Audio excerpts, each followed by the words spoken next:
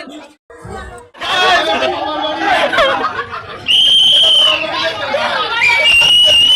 Everyone, welcome back to my channel. নিয়ে আসলাম তোমাদের সামনে একটা নতুন ভিডিও। তো চলো ভিডিওটা শুরু করা যাক। সকাল সকাল স্নান করে চলে এসেছি ঠাকুর ঘরে। আর এটা ছিল নীল পুজোর ভিডিও। আগের দিন বলেছিলাম তোমাদের শীতলা পুজোর পরের দিনই পড়েছিল নীল পুজো। তো ঘরে শিবকে আমি তাড়াতাড়ি স্নান করে নিলাম। আর এদিকে দেখো আমি পরপর 3টে ড্রেস পরছি। আমি বুঝতে পারছিলাম না কোন ড্রেসটা পরবো। তো ফাইনালি আমি এই ড্রেসটাই পরেছি। আর রেডি টেডি হয়ে আমরা বেরিয়ে পড়েছি, কারণ তাড়াতাড়ি যাব, না হলে প্রচুর ভিড় হয়ে যাবে। তো আমরা অনেকেই গিয়েছিলাম। আর আমরা যাব গাইঘাটাতে। আর গাইঘাটা থেকে জল নিয়ে আমরা আসবো হাবড়া শিব বাড়িতে। তো দেখো আমরা সবাই মিলে চলে গেলাম আমাদের টোটো স্ট্যান্ডে। আর টোটো স্ট্যান্ড থেকে আমরা টোটোতে উঠে পড়লাম। তাই আমরা ছিলাম অনেকজন, মানে 8জন। তো একটা টোটোতে হবে না, তো ওরা দেখো পিছনে টোটোতে আসে। তো তারপরে চলে আসলাম হাবড়াতে। আর হাবড়া থেকে আমরা উঠে পড়লাম গাড়িতে।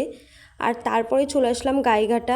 তো গাইঘাটা যমুনার ঘাটে চলে এসেছি। আর দেখো কেমন ফাঁকা, কারণ আমরা প্রায় 9:30টার মধ্যেই চলে এসেছিলাম, এই জন্য একদম পুরো ফাঁকা ঘাটটা। তো তোমরা আমার ভিডিওটা পুরো দেখলেই বুঝতে পারবে এখন এত ফাঁকা।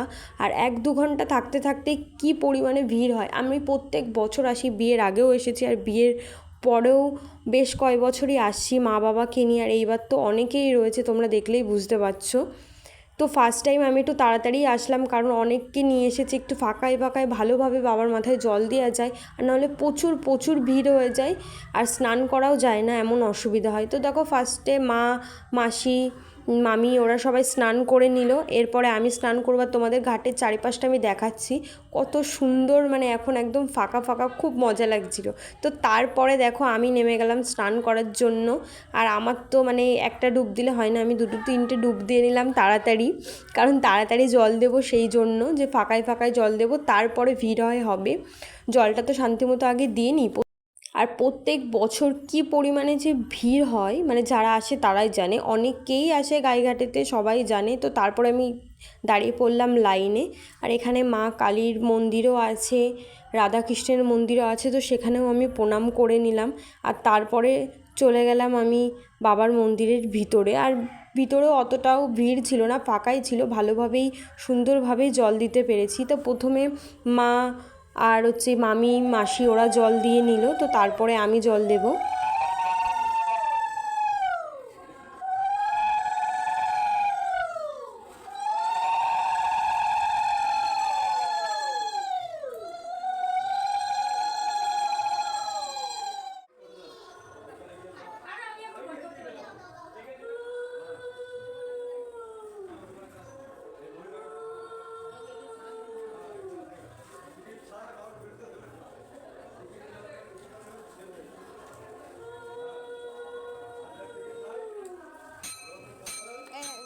পয়সা দিয়ে দাও 5 টাকা, নিয়ে আসি, যা ওই তো দিয়ে দাও।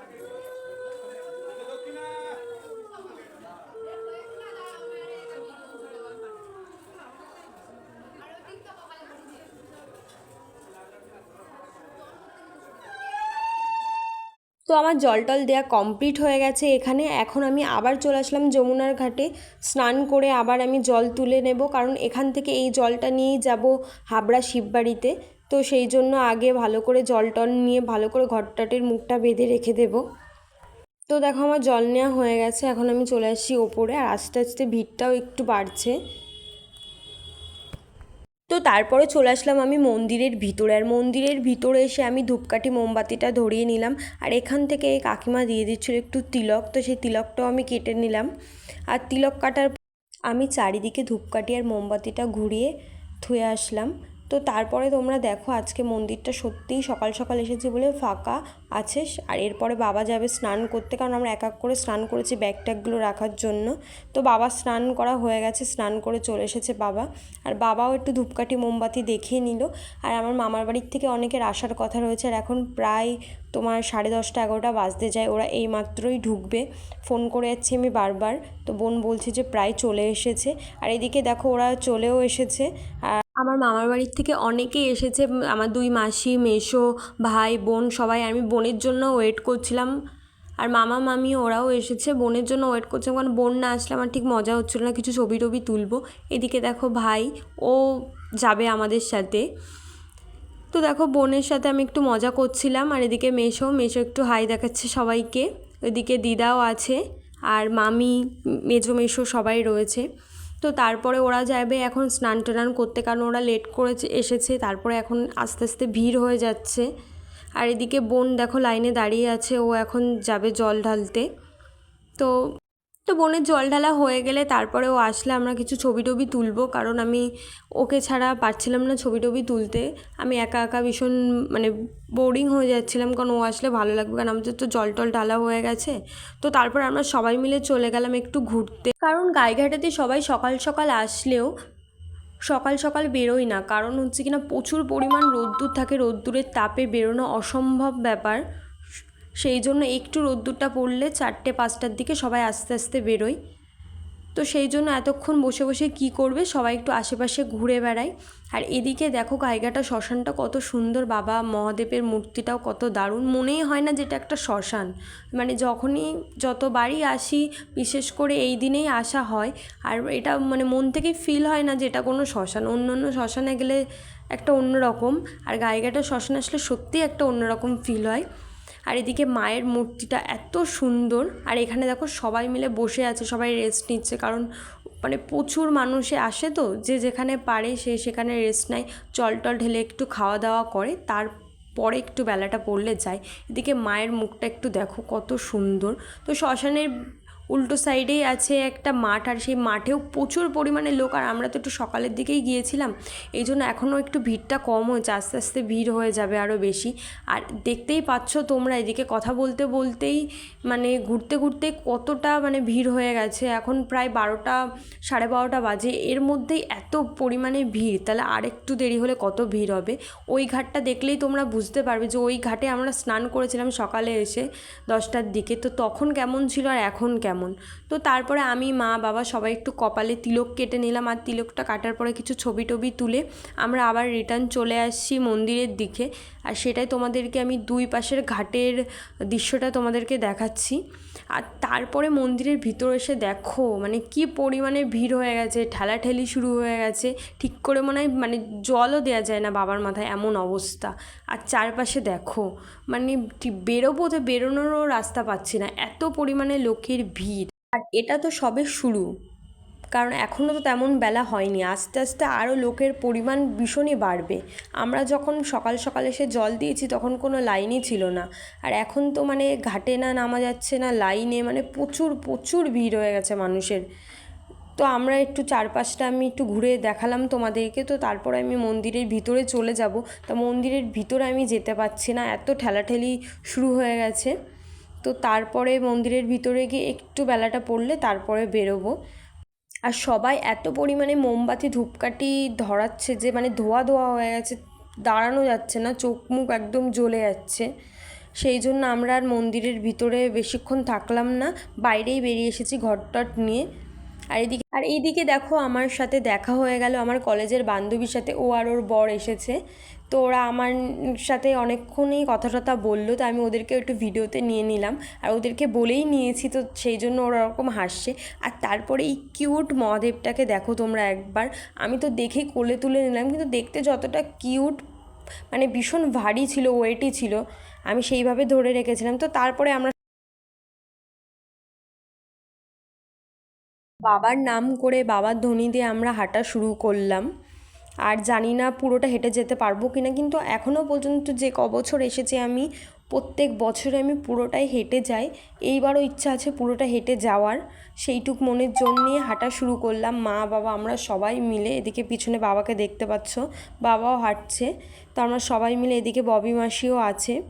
তো তারপরে দেখো এত ভিড়, আর যেই ঠাকুরটা আমরা ওখানে দেখেছিলাম সেই ঠাকুরটা নিয়েও এরা যাচ্ছে, তো এদের পিছন পিছন আমরা কিছুক্ষণ গেলাম। মানে এত সুন্দর বাবার রুদ্র রূপটা করেছে যে কি বলবো। আর সবাই নাচতে নাচতে যাচ্ছিল। তো তারপরে দেখা হয়ে গেলো মাসি মেশোর সাথে আবার। আর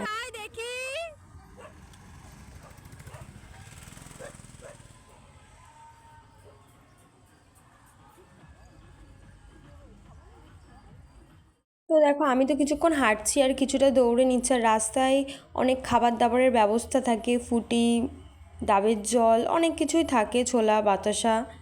আর আমরা সবাই মিলে খুব মজা করছিলাম।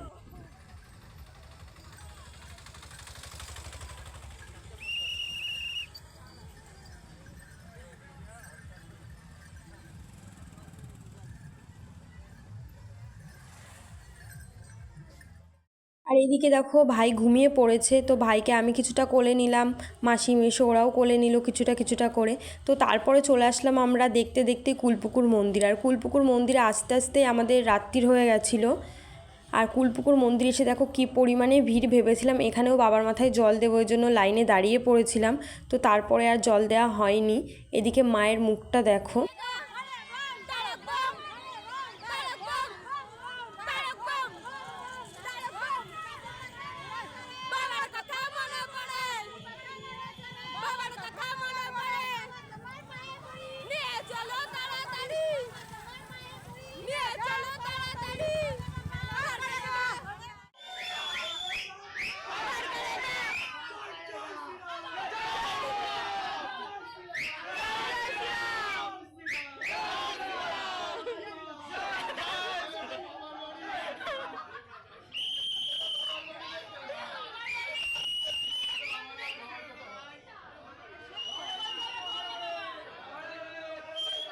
ফাইনালি বাবার মন্দিরে আমরা চলে আসলাম বাবার নাম নিতে নিতে। আর প্রচুর লাইন পড়ে গেছিলো, কিন্তু আমার রাজুদার সাথে দেখা হয়ে গেছিলো বলে সত্যি খুব হেল্প হলো। রাজুদা থ্যাংক ইউ, যে এত কষ্ট করে এসে অতটা লাইন দিতে হয়নি। রাজুদার সাথেই আমি লাইনে ঢুকে পড়েছিলাম, মানে শুধু আমি না, আমরা সবাই। এই জন্য তাড়াতাড়ি জলটা দেওয়া হয়ে গেছিলো বাবার মাথায়। তো এই বছর সবাই মিলে খুব খুব খুব মজা করেছি, দারুণ কাটালাম আজকে সারা দিনটা। একটু পায়ে তো ব্যথা হবেই। আর পুরোটা রাস্তা হেঁটে এসেছি সবাই মিলে আনন্দ করতে করতে। তো তারপরে আমরা বাড়ি ফিরছি, এখন টোটোতে উঠে পড়লাম। আর দেখো বাড়িও চলে এসেছি, আর আমার পায়ের অবস্থাটা দেখো তোমরা। আর তারপরে বাড়ি এসে গরম গরম লুচি করেছিলাম, তো সেটাই খাবো। তো আজকের ভিডিওটা এই পর্যন্ত ছিল। ভালো লাগলে লাইক কমেন্ট শেয়ার অবশ্যই করো। দেখা হবে next video. Bye bye, tata.